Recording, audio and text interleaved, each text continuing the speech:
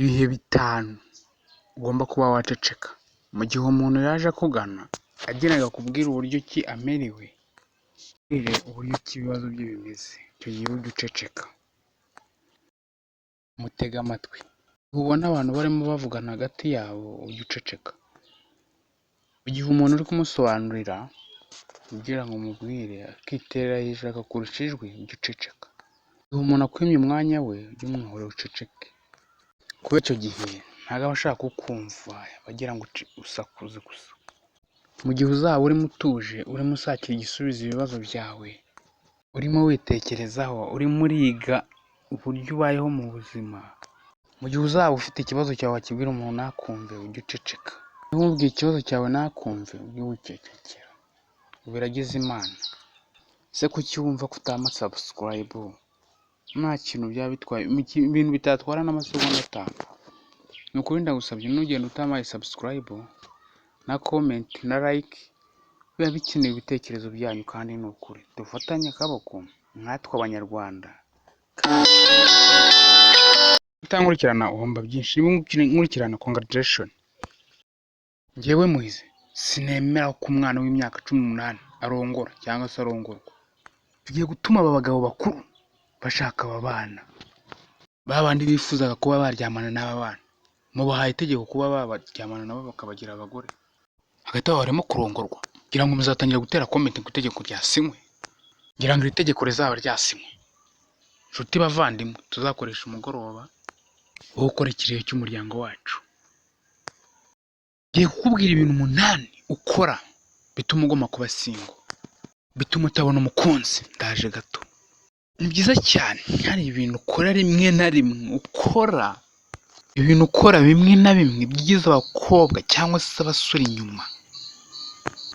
Niba uteze umumotari nimugoroba cyangwa se nijoro, ujye wishyura umumotari mbere moto irimo iragenda, cyane ko rimwe na rimwe abamotari bafatirana abagenzi nijoro, yakurayo telefone ngo agiye kumwishyura akayimushikuza akirukanka akatsa moto akagenda, umugenzi akabahombye telefone akaba aragiye.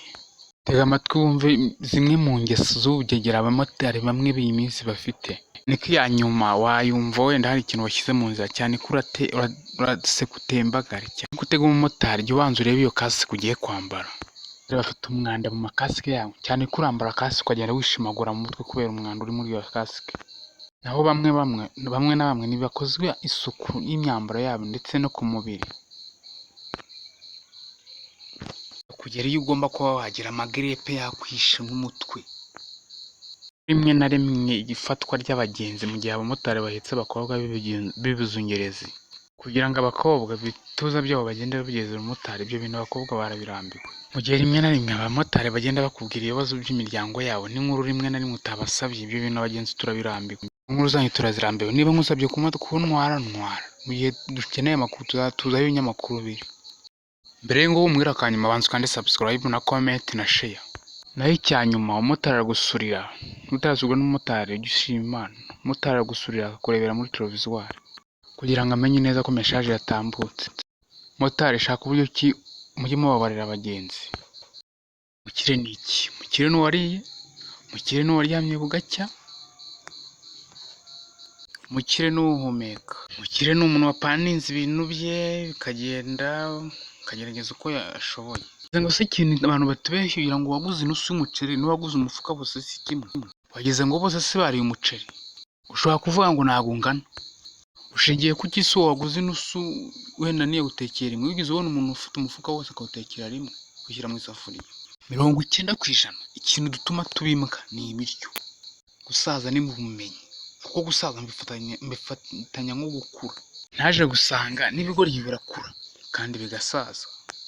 Rero nuhamagara abantu baravuga ibintu biremereye kuko bashaje, ushobora kuba wahamagaye ikigori gishaje, none singare nishinze bitaniye. Niyo mpamvu rero gukura no gusaza ari bimwe. Gusa abagabo bose 90%, gusa ubusanga iyo ugiye imarageragere bose bogushwa kimwe. Niba utankurikira wumva byinshi ni ukuri, kandi subscribe.